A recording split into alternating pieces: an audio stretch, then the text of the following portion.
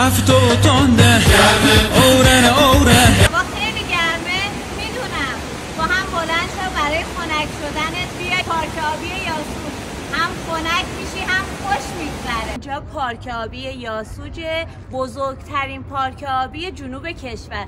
اینجا سرسره‌هایی داره که میتونی باهاش هیجان رو تجربه کنی، هم برای بچه‌ها هم برای بزرگسالان. دوست داری با کی سواری این تیمکی رو توی این رودخونه لذتش رو ببری؟ خودت خوراکی نیار چون ورود خوراکی ممنوعه. ما خودمون اینجا فسفود داریم با کلی غذاهای خوشمزه. این قسمت هم استخر مجموعه است.